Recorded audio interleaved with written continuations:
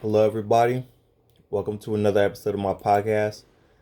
Today's podcast is going to be on communication. And as usual, I'm going to start this podcast off with a quote. Wise men speak because they have something to say. Fools speak because they have to say something. And that's a quote by Plato. Communication is yet another important piece to this puzzle that we call life. Without communication, without proper communication, we'd be able to fail to accomplish anything in various stations in our life, with relationships, within teams, when trying to complete projects or accomplish anything basically where you have to depend or work with other people. If you don't have proper communication, then anything that you try to do will not be completed till its fullness. So there's a difference between communication and effective communication. So when you communicate with somebody, you want to try to make it effective communication, because if you just communicate, sometimes ideas may be lost, or you may not be clear, you may not be thorough, you may not see eye to eye with the other person. The mission kind of gets lost in the communication because it wasn't effective. But when you communicate effectively, then everybody on the team knows what the mission is. Everybody on the team knows what their job is. Everybody on the team knows what they have to do. And if they have to figure out how to go about doing it, they can do that. But at least they know what they have to do. And everybody is on board with the mission. Everybody is on track with what they have to do. And everybody's working towards the same goal, towards the same mission. That's what effective communication allows. And throughout this podcast, we're going to identify what effective communication is, the benefits of effective communication, and how some steps that we can utilize to practice more effective communication. So without effective communication, nothing can be accomplished. I mean, absolutely nothing. So that goes for relationships, that goes for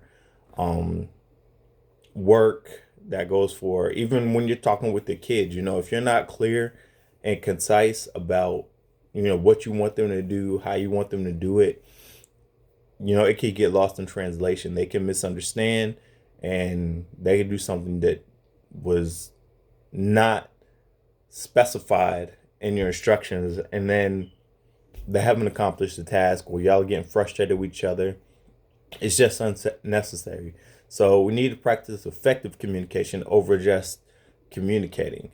And a big part of communication is listening, on both sides. When you're talking, you need to listen, because when you listen, you can comprehend if the person understands what you're saying. You can see if there's anything missing, if you're communicating your idea thoroughly, if you need to say something a different way.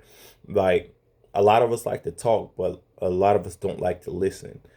And listen means, being quiet without interruption, giving the person their opportunity to talk, being engaged in what they're saying, not zoning out, and then letting them talk until they complete their idea or their train of thought, and then you continue with your train of thought or your idea.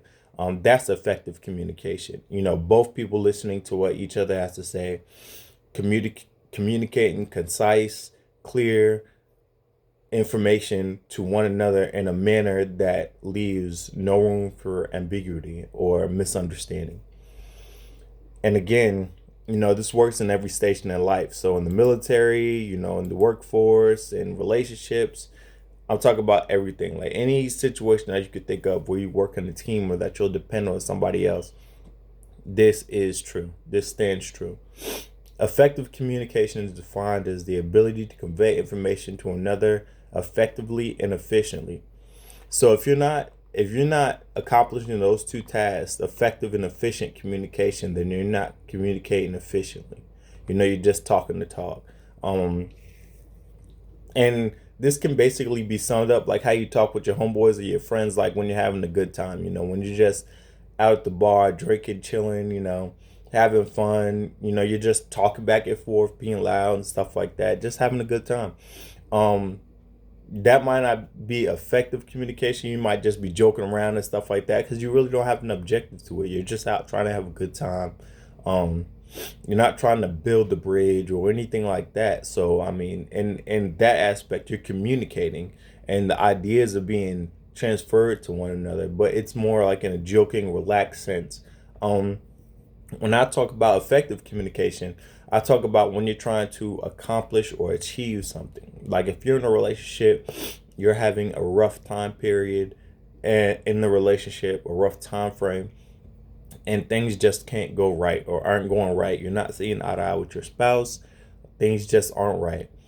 It may be that the communication in the relationship is not effective. Um, Likewise, if you're in the business world or you're in the military or whatever occupation, the medical field, if you're in charge of other people or you're a subordinate and you have to report up to somebody, a supervisor, and for some reason or the other, what you're trying to communicate doesn't necessarily always, come out the right way, or people don't see and understand what you're talking about and stuff like that, you might not be communicating effectively. So the 5 C's of effective communication are clear, concise, courteous, consistent, and compelling. We want to have those 5 aspects included in our communication in order for it to be effective communication. So what do we mean by clear communication? I'm sorry. Clear communication always has a clear purpose.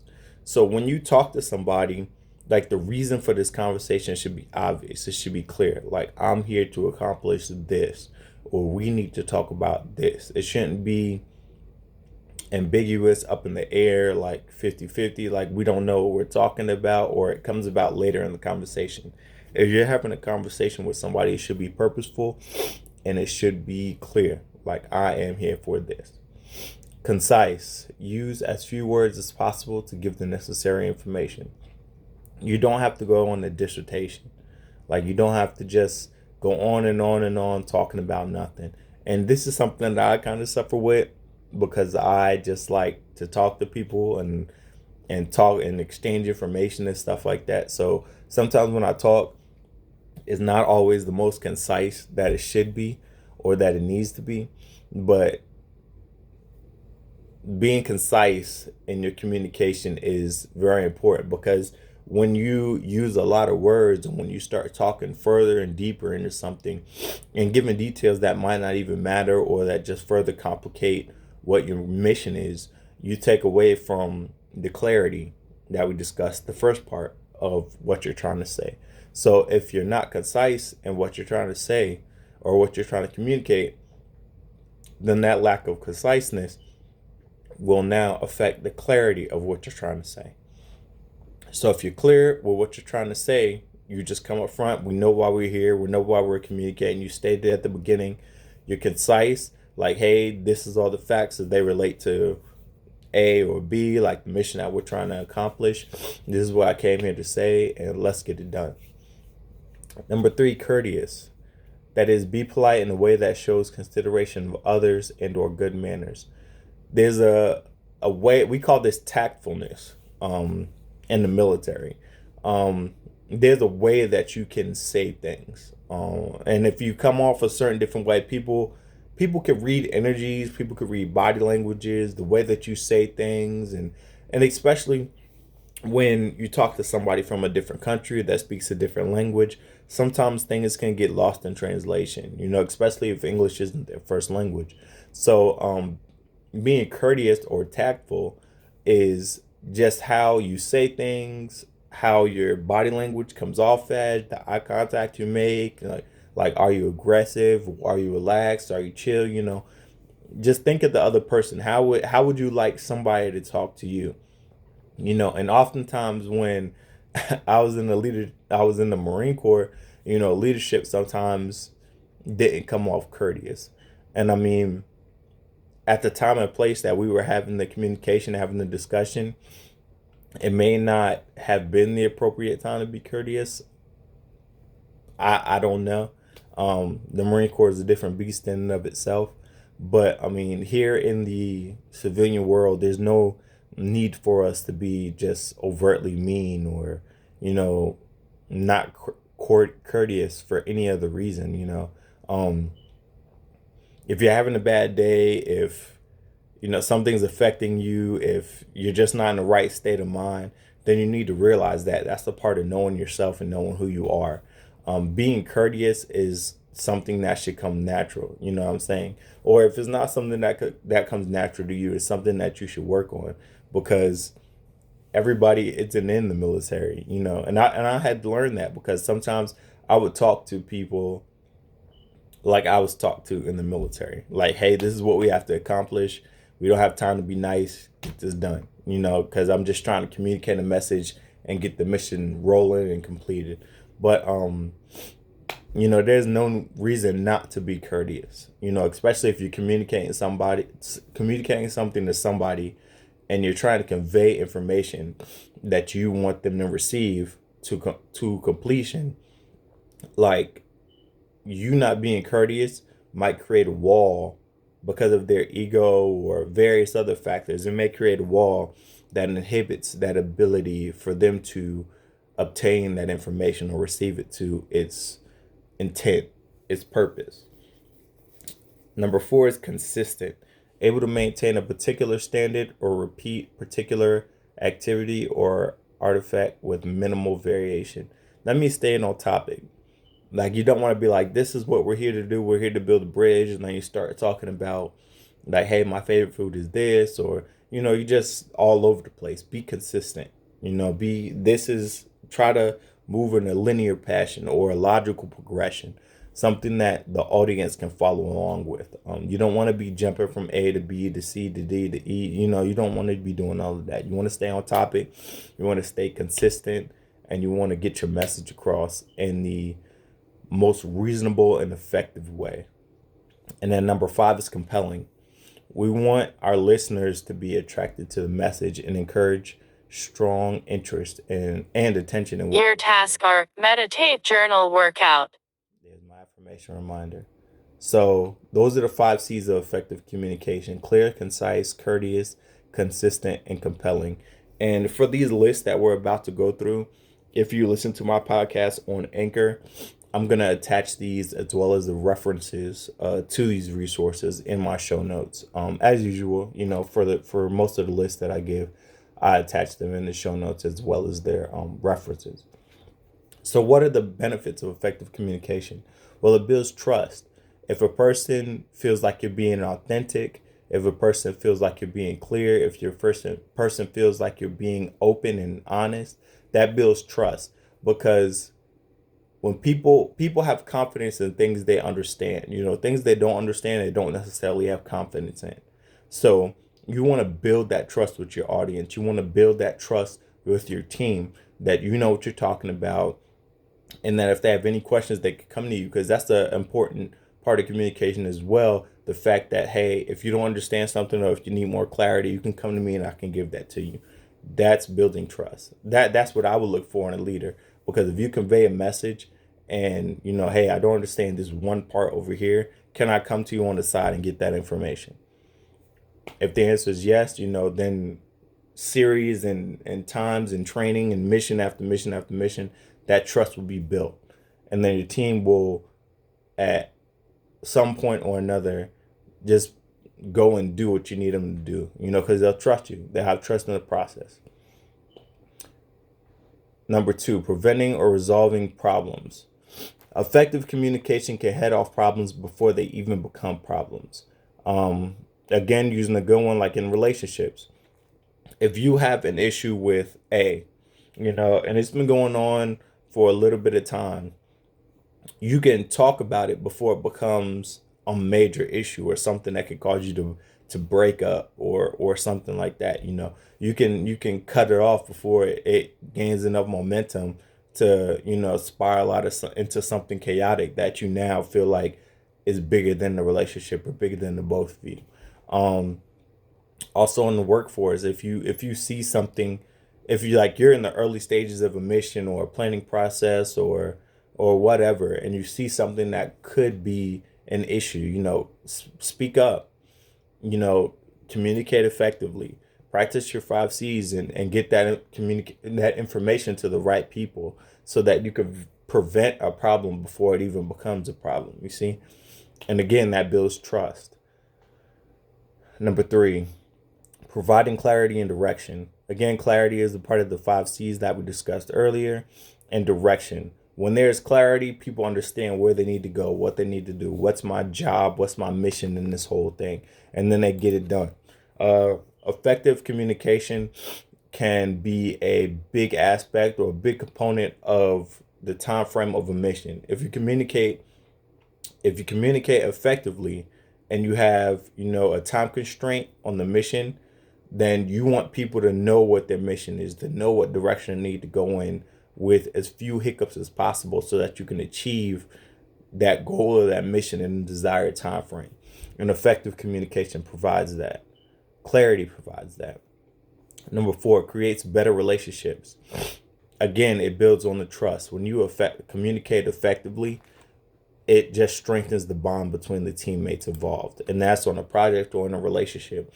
A lot of relationships have issues and hiccups around a lot of other things, yes. But what it could really come back to, if we look at some of the relationships, I'm not saying all, but some, is effective communication. They may have communicated, but because of past traumas or fear or many other reasons, they didn't communicate effectively. Maybe not knowing how to not knowing how to effectively communicate with one another. So effective communication. I'm sorry, I'm so tongue twisted this morning. Effective communication can create better and long lasting relationships. Number five, it increases engagement. People want to talk with you when they know what you're talking about, when they know you have information, when they trust you, when they know you can communicate effectively. They're going to want to engage with you. And when you're courteous, because nobody wants to talk to that guy that's knowledgeable, that's smart, but he's an a-hole. You know what I'm saying? They want to communicate with somebody that's likable, approachable, knowledgeable, all of those things. So those are the things that you want to try to be when you're having communication with somebody else. Basically, be the person that you would want a leader to be to you. It improves productivity. Again, this goes back to the time frame or the teamwork setting. If you have a common goal, a mission, and everybody knows what they're doing, everybody knows what the mission is, it's clear, it's up front, the information was concise, it wasn't 3 or 4 hours long, and everybody was able to gather the information and obtain the information, store the information in a meaningful way, that improves productivity. Just communication on its face or in and of itself doesn't work. It has to be effective communication to get your mission, your goal, your team on the same page, your mission accomplished, and your goal, everybody working towards the same goal. And number seven, promotes team building. Again, that goes on about what we were talking about. It's an effective team boils down to the relationship. At the end of the day, that's what it's all about, is the relationship. And the way that you gain that relationship or forge that relationship is being through mission after mission or training evolution after training evolution or whatever, but working together, trusting that each person does their part, knows how to do their job. If you're a leader, giving the information out in a concise way that your men can feel like they could trust you, or that you know what you're talking about and know what you're doing, and they can come to you if they need help or come to you if they don't understand something to seek clarity. And likewise, as a subordinate, you get the information, you do your job. People can depend on you to do your job, be where you need to be when you're supposed to be there. Those are the aspects of team building. And I mean, there's many others, and we can talk about that in a later podcast. But again, like a romantic relationship, whenever you're in a partnership, it comes down to communication, effective communication. A lot of teams break up because of lack of communication. Both romantic, business, sports. I mean, if you look at best football teams, if you look at the best basketball teams, I mean, any sports team that is like, big or bigger, communication is definitely one of the key components of that team and why they're so good. So what are some tips for better communication? I know that we've talked about communication. We've talked about the 5 C's of communication. We've also talked about the positive effects of effective communication. So what are some tips that we can, utilize on a daily basis that can help us communicate better? There was a list of about 17. I narrowed it down to a list of 6. Again, in the show notes, I'm gonna use these references, or I'm gonna include these references as well as these lists. So if you follow me on Anchor, they will be there. On Spotify, they don't really have any room for show notes, so I apologize, but it's up on Anchor if you want it. Um, so some tips for better communication: speak clearly without rushing. There's no need to go fast. Slow is smooth, smooth is fast. So if you have something that you have to say to somebody and it's important, speak clearly so that you can be as precise with the words that you say as possible. Because again, word choice is very important. Because if you use the wrong words, you might like communicate the wrong meaning, basically. So be precise with your words, and you can get that clarity by speaking slowly and without rushing, by having your thoughts gathered, not being nervous, and being centrally focused on the task and the mission at hand. Number 2, choose your words carefully. We just talked about that. The words that you use are important. You know what I'm saying? They're very important. Words are words for a reason. If it wasn't made to convey that certain type of definition or to promote that certain type of thought process in a person, it wouldn't exist.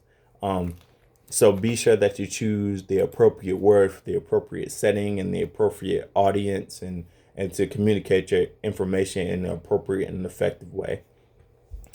All right. Disagree respectfully. Like if you're having a communication between two other people, you don't have to agree with everything that they say. You know what I'm saying? They don't even have to like you really. If you're having a communication with somebody you don't like, they don't have to like you, and that may not be the end of that may not be the conclusion of y'all's communication. Maybe they may not like you, but as long as you understand where they're coming from, they understand what you're coming from, that's fine. And that's effective communication. And you can disagree with them respectfully. It's not the end of the world, but it is what it is. You know what I'm saying? I don't agree with you respectfully. I mean, I think this is that. And, you talk around it and stuff like that. And you can even disagree with people you like and stuff like that. Disagreeing is a part of communication, because everybody's not going to be right all the time. Everybody's not going to see eye to eye. There may be some confusion that you need to get on the same page with. So, I mean, disagreeing respectfully is a part of communication. So don't be afraid to disagree and speak up for yourself. Ask questions. Asking questions shows that you're engaged, shows that you're listening, shows that you're thinking through what the person is saying. So, like if the person is telling you how to build a bridge and you're unsure about one part, or one part isn't clear, they haven't been very clear or practice clarity on that aspect of what they're saying, then ask a question. You said this. Is this what you mean, or did you mean that? Because clarity will help with the mission overall. It'll improve the productivity, and it'll improve the direction that people are taking or trying to take, and then to make sure that the team is on the same page. Make eye contact. Making eye contact is very important. There's a lot that your body language says. I believe they said 80% of communication is nonverbal. I believe that's correct. I'll look it up. 80% of communication is nonverbal. So the way that we stand, the way that we, the undulations in our voice, how excited we seem to be, how reserved we seem to be, how like body language plays a lot into it. And making eye contact is a very big part of body language that can communicate interest, that can communicate, the transference of information, acknowledging basically, what's being said and that it's being received. And that either you disagree or agree. That can be seen in the eyes too, or in the body language overall, because body language is very important when it comes to communication. And the last one is acknowledging and affirm. Basically, this means like when you're talking with somebody and you see them like, yeah, yeah. Like that shows that you're listening, that you're intrigued, you understand what they're saying, you're along for the ride. They're not going down this path by themselves. And that effective communication is taking place, and that you're letting them talk, you're letting them have their piece, but at the same time you're listening. You're not zoning out or texting on your phone or whatever, which is something that I'm definitely responsible for. Um, and I feel bad now that I think about it, because there have been times when people have tried to communicate to me and I've been, down on my phone just trying to pass time. That's not being a good listener. That's not practicing effective communication, because we may think that we hear people and we may think that, we're conceptualizing what they're saying and gathering all the information and details surrounding the topics. But like I talked about in the last podcast, I believe, people are horrible multitaskers. Like, we cannot multitask. We think we can, but the brain cannot effectively focus on two important tasks at the same time. We just can't divide our attention like that. So, when it comes to communication, we don't need to have any distractions. Like, we don't need to be looking at our phone or trying to do this or trying to do that. I mean, take notes if you have to, if it's that type of setting, but we can't just have our attention focused on something that doesn't have anything to do with what we're doing. We need to be engaged. We need to be present. We talk about being present. This is another time that we need to be present. We need to be obtaining the information that the communicator is trying to convey. Because if it wasn't important or we didn't need to be there, why are we there now? What's the point of this current moment? If it's not important, then okay, do what you got to do. I mean, it's your life. I'm not telling you how to live it. I'm only giving you little tips and tricks to the pieces of this puzzle. But if it is important, if you do need to be there for a reason, like school, lectures, a briefing, anything like that, like, it's important that you be engaged as the communicator and as the listener, because effective communication is both listening and communicating, so that both parties understand the message that's trying to be conveyed.